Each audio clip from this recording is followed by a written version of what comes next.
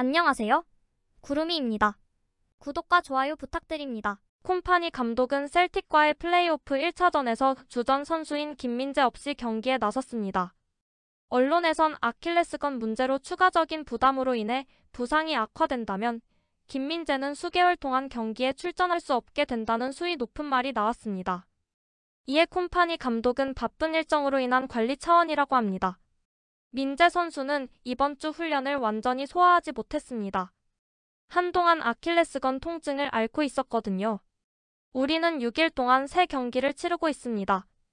바이에른은 셀틱을 상대로 장시간 동안 집중력을 발휘했지만 최고 수준의 경기력을 보여주지는 못했습니다. 하지만 2대1로 원정에서 승리하여 본선 진출 가능성이 높아졌습니다.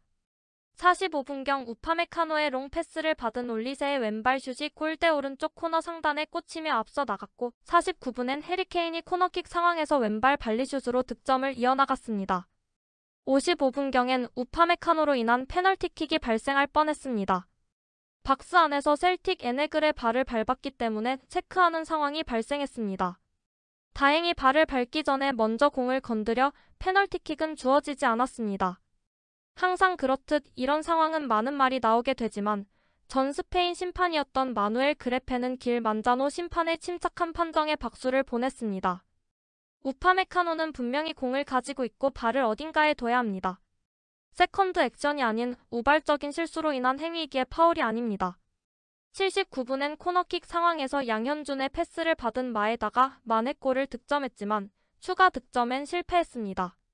언론 평가에서는 올리세를 제외한 윙 포지션 모든 선수들과 게레이로가 낮은 평가를 받았습니다.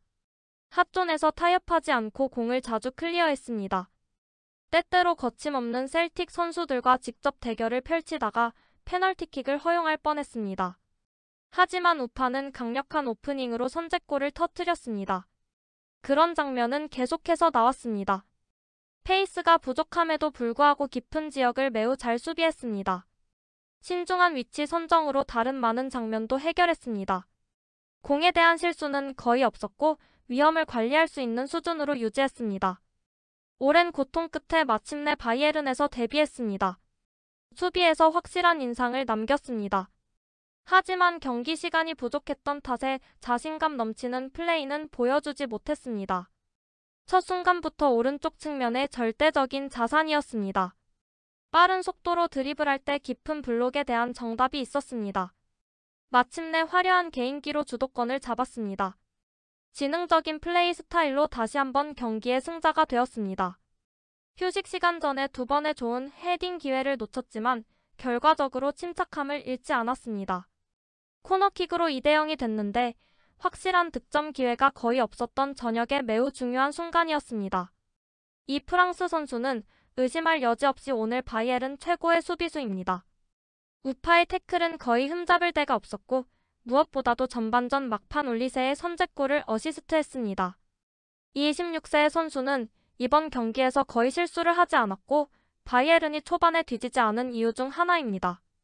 경기 최우수 선수에는 우파메카노가 선정됐고 다음 경기를 기대하고 있습니다. 당연한 승리입니다. 우리는 전력을 다했습니다. 훌륭한 경기장에서 훌륭한 상대를 상대로 매우 어려운 경기였습니다. 셀틱은 깊이 수비했지만 빠르게 전진해서 우리는 모든 움직임에 경계해야 했습니다. 우리는 이겼고 행복합니다. 우리는 결과에 매우 만족합니다. 셀틱은 홈에서 환상적인 기록을 가지고 있고 어려운 곳입니다. 저는 우리가 공을 잡고 인내심을 유지하는 데 정말 잘했고 해결책을 찾지 못할 때 서두르거나 조급해하지 않았다고 생각합니다. 우리는 방어하는 데 매우 열심히 노력했고 마지막에 그걸 보셨을 거라고 생각합니다. 몇 가지 중요한 블록, 태클, 헤더가 있었습니다. 우리는 세트피스에서 실점해서 실망했지만 우리는 승리했고 이제 우리는 홈에서 2차전을 준비할 수 있습니다. 이런 경기에서 이길 때마다 항상 기쁩니다. 쉽게 올 수 있는 곳이 아니기 때문입니다. 경기에서 더 잘할 수 있는 부분이 분명히 있었고 다음 주를 위해 개선해야 할 부분이 있지만 전반적으로 적절한 시기에 골을 넣었습니다. 하프타임에 해리가 코너킥을 먼 쪽 포스트 쪽으로 돌리라고 했어요. 그게 먹혀들어 골을 넣어서 기쁩니다. 우리는 두 번째 골을 넣은 후 약간의 통제력을 잃었고 팬들이 모인 경기장은 정말 시끄러웠습니다. 95분 동안 모든 경기를 통제하는 것은 어렵습니다. 물론 우리의 목표기도 하지만 상대가 기세를 타고 있을 때는 쉽지 않습니다. 우리는 불필요한 골을 허용했고 끝까지 승리를 방어하는 것이 중요했습니다. 마누도 한두 번의 좋은 세이브를 했습니다. 정신적으로 중요한 승리입니다. 우리는 레버쿠젠과의 마지막 경기에서 많은 문제를 겪었습니다. 지난 두 경기에서 우리는 그들을 압도했지만 골을 넣을 방법을 찾지 못했습니다. 토요일에 그 문제를 해결해야 하고 또한 잘 수비해야 합니다. 좋은 경기가 될 것입니다. 좋은 승리지만 아직 전반전일 뿐입니다. 셀틱은 홈에서 자주 지지 않기 때문에 이번 승리를 거머쥐겠습니다. 우리는 홈에서도 강하기 때문에 화요일 경기가 기대됩니다. 첫 1부는 좋지 않았지만 우리는 침착하게 수비하며 견고하게 버텨냈습니다. 마땅히 이길 수 있었던 승리라고 생각하며 계속 이어가고 싶습니다. 우리는 경기의 긴 시간 동안 정말 잘했지만 수비해야 할 순간이 있습니다. 특히 세트피스에서 실점하는 건 항상 짜증나는 일입니다. 하지만 전반적으로 우리는 이길 자격이 있었습니다. 우리는 2차전을 위해 좋은 위치에 있습니다. 팬들은 위태로운 후반전 모습이 매우 마음에 들지 않습니다. 힘든 싸움이었지만 적어도 우리는 이겼습니다. 셀틱에게는 충분하지만 그 이상은 아닙니다. 노이어는 암흑에 빠졌습니다.